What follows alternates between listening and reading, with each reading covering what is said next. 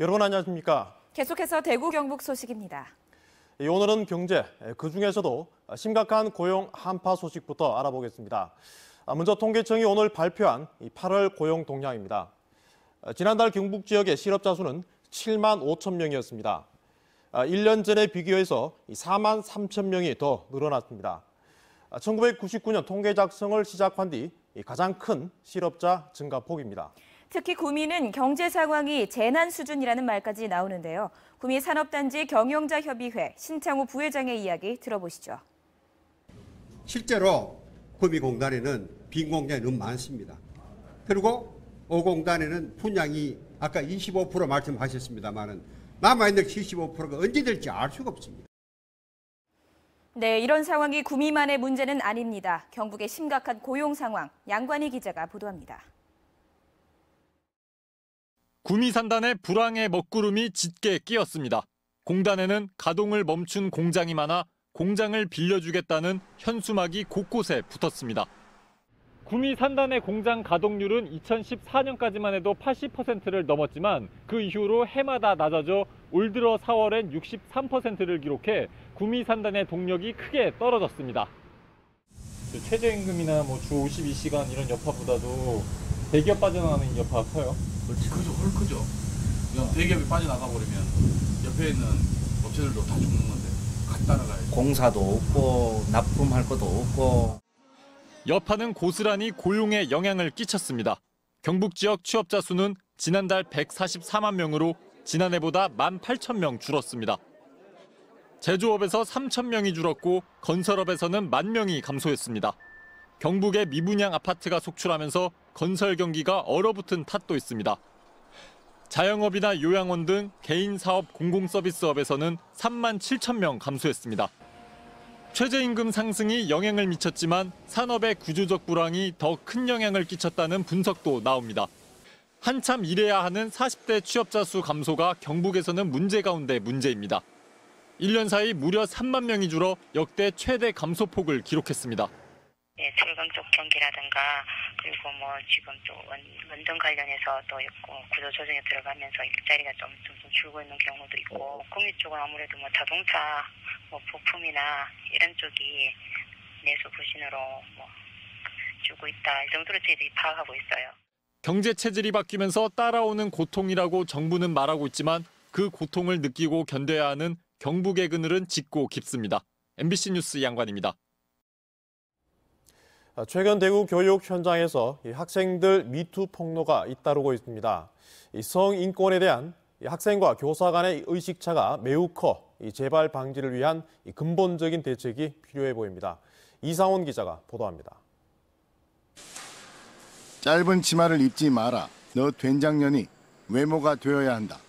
최근 대구의 한 고등학교 여학생들이 대자보를 통해 고발한 교사들의 성희롱과 성차별, 인권 침해 발언입니다. 차마 입에 담기조차 부끄러운 표현들도 있습니다. 학교와 대구교육청은 사실 확인 작업을 하고 있습니다. 사실 확인을 해야 되겠고 선생님이 어떤 경위로 어떤 경로로 그렇게 발언을 했는 건지 또 그게 정말로 성차별적이고 또 성적인 어떤 피해를 준 부분이 있다면 학교에서도 학교의 규정에 따라서 그렇게 조치를 취할 생각하고 있습니다. 전체적으로 이제 학생들이 원하는 설문조사나 이런 걸 해서 그게 이제 모아지고 이제 그 결과물이 나오면 그걸 가지고 이제 대책을 어떻게 할 것인지 생각을 해봐야 되겠죠. 지난달 말에도 대구의 한 여자 중학교에서 성폭력과 인권 침해 사실을 학생들이 접착식 메모지에 적어 항의하는 사태가 벌어졌습니다. 교육당국이 미숙한 대처를 하면서 피해 학생 신원이 노출되는 2차 피해가 있었습니다. 결국 문제가 된 교사는 수업에서 배제됐고 경찰은 수사에 나섰습니다. 학생들 같은 경우는 성폭력이나 인권 감수성을 기를 기회들도 선생님들보다는 많고 선생님들 같은 경우에는 인권 감수성이 많이 떨어져 있는 그런 상태에 외부 전문가가 참여하는 스쿨 미투 대책반을 구성하고 학생과 교사 간 소통 강화를 포함한 근본적인 대책 마련을 요구하는 목소리가 커지고 있습니다. MBC 뉴스 이상원입니다. 대구 가톨릭대학교 개교 100주년 기념사업 비리 의혹에 대한 경찰 수사가 2달 넘게 이어지고 있습니다.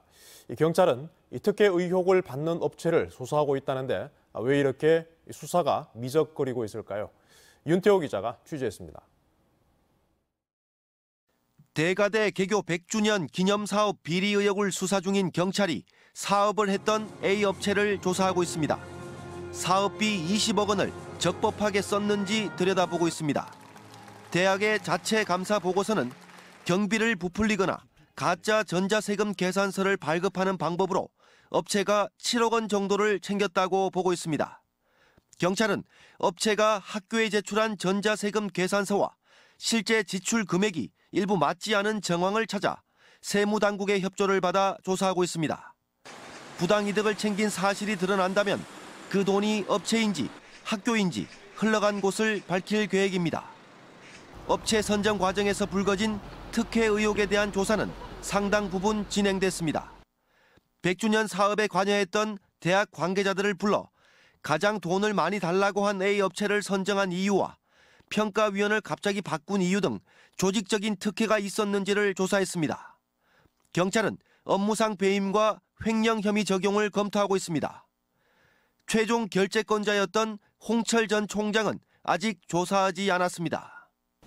대가대 개교 100주년 기념사업 비리 의혹에 대한 경찰 내사가 진행 중일 때 대구지검장이 현 대가대 총장을 만나 학교 비리 수사와 관련한 대화를 나눠서 물의를 빚었습니다.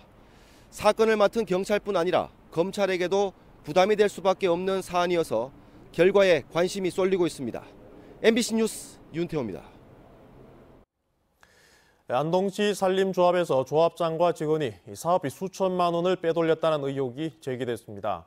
산림조합 중앙회 감사에서 일부 사실이 확인되면서 경찰이 수사에 들어갔습니다. 최보규 기자입니다. 지난 10일 새벽 안동시 산림조합 CCTV에 찍힌 모습입니다. 한 남성이 조합 사무실 문 자물쇠를 절단기로 자르기 위해 애쓰고 곁에서 이를 지켜보던 모자 쓴 남성은 문이 열리자 사무실 안으로 들어갑니다. 이 남성은 다름 아닌 조합장. 잠시 후 서류 뭉치를 들고 조합 사무실을 나서는 모습도 찍혔습니다.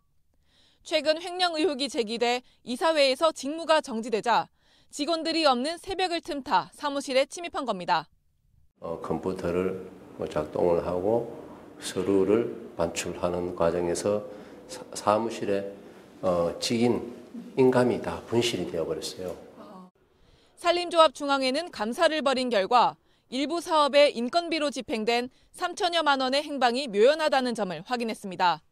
조합장 직무를 정지시킨 이사회 측은 조합장과 직원 1명의 횡령을 의심하고 있습니다. 2명을 상대로 해가지고 돈이 계속 인출이 된 거예요. 그래서 그게 한 현장에 몇백만 원씩. 이에 대해 조합장은 자신의 책임을 부인하며 내년 조합장 선거에 영향을 미치려는 세력의 음해성 주장이라고 반박했습니다. 횡령 의혹과 사무실 무단 침입 논란 등 사건을 접수받은 경찰은 수사에 착수했습니다. MBC 뉴스 최북입니다. DGB금융이 그간 공을 들였던 증권사 인수에 성공했습니다. 은행 중심, 대구 경북 중심의 기존 틀을 깨고 사업과 수익원을 다변화하겠다는 계획입니다. 김은혜 기자입니다. 금융위원회 정례회의에서 DGB금융의 하이투자증권 인수가 최종 승인됐습니다. DGB금융 계열사는 9개에서 12개로 늘어나고 그룹 내 비은행 수익 비중도 8%대에서 21%대로 늘어날 전망입니다. 하이투자증권을 인수하면서 DGB금융그룹은 지방금융지주 가운데는 처음으로 보험과 은행, 증권사를 모두 갖추고 종합금융사로서 도약할 수 있는 발판을 마련했습니다. 앞으로 은행과 보험, 증권을 결합한 복합점포를 만들어 고객 기반을 수도권으로 넓히고 수익도 높이겠다는 방침입니다. 그룹 전체적인 어떤 시너지를 낼 수 있는 방향으로 해서 저희들이 지역의 한계를 넘어서서 전국적으로 뻗어나가는 종합금융그룹으로서 저희들이 성장할 예정입니다. 다음 달 열릴 예정인 하이투자증권 주주총회를 통해 정관을 변경하고 인수대금을 지급하면 인수 절차는 마무리됩니다. 하이투자증권 노조와 갈등을 풀어야 하는 숙제가 남았습니다. 고용보장과 단체협약 승계 등의 내용을 담은 고용안정협약 체결을 놓고 진통을 겪고 있습니다. 1년 동안 공들인 증권사 인수에 성공한 DGB금융이 앞으로 어떤 모습으로 변모할지 주목됩니다. MBC 뉴스 김은혜입니다. 대구시가 대대적인 조직 개편을 합니다. 새로운 조직을 만들어 시대 변화에 맞는 일을 하겠다는 뜻이라고 대구시는 설명하고 있습니다. 하지만 내용을 들여다보면 적지 않은 자리가 시장 선거우동 하던 사람들에게 돌아가 논란이 일고 있습니다. 윤영균 기자가 보도합니다. 대구시는 현재 2실 7국 5본부 80과에서 2실 11국 2본부 81과 체제가 됩니다. 여성가족정책과는 여성가족 청소년 국으로 위상이 높아집니다. 기후대기과와 신기술심사과, 데이터 통계 담당관과 교통정보서비스센터는 새로 만들어집니다. 권영진 대구시장이 밝힌 이른바 3대 현안을 위한 조직도 신설되거나 개편될 예정입니다. 공항추진본부는 통합신공항 추진본부로 개편되고 임시조직이던 취수원 이전 추진단은 정식기구로 신청사 건립 추진단은 새로 생깁니다. 대구 혁신 시즌2를 위한 그런 노력들을 조직적인 차원에서 뒷받침하고 그리고 그동안 조직 운영 과정에서 다소 노정되어 왔던 비효율성을 제거하기 위한 그런 원칙을 가지고 조직. 공무원 정원도 69명 늘어납니다. 공무원 시험 없이 뽑을 수 있는 별정직이 5급 1명, 6급 3명이 늘어납니다. 대구시의 별정직 공무원은 이로써 20명이 됩니다. 영구직인 연구사 정원도 4명을 늘리지만 별정직 연봉의 절반에도 미치지 못합니다. 늘어나는 별정직은 모두 비서 인력으로 배정돼 시장 선거 캠프 출신이 차지합니다. 대구시청 소속 직업공무원 6,000명 가운데 2급은 고작 3명인데 정원에 들지 않는 2급 상당 전문임기제 공무원 1개 더 만들어 2자리를 선거 캠프 비서들에게 줬습니다. 지방자치단체가 총액 인건비 되거든요. 시행시킨 쓰면 스스로 많이 더 쓰면 스스로 기존에 있던 다른 직원들은 수당을 갖다 더 많이 못 나가는 거죠. 수당을 예산 범위에 내주니까 그렇게 직원들은 이제 손해보는 거죠. 반발하는 거죠. 이번 대구시 조직 개편안은 다음 달 대구시의회 심의를 통과하게 되면 빠르면 오는 11월부터 시행될 예정입니다. MBC 뉴스 윤영균입니다. 대구 지역 시민단체들은 권영진 대구시장이 6.13 지방선거를 앞두고 체육대회와 같은 당 예비후보 사무실에서 지지 발언을 하는 것이 위반인지 몰랐다고 주장하지만 전혀 설득력이 없다며 엄정하게 처벌할 것을 촉구했습니다. 시민단체는 권 시장이 2차례에 걸쳐 다수를 대상으로 시장 지위를 이용해 선거에 영향을 미치는 행위를 했다며 가중된 형이 선고돼야 한다고 강조했습니다.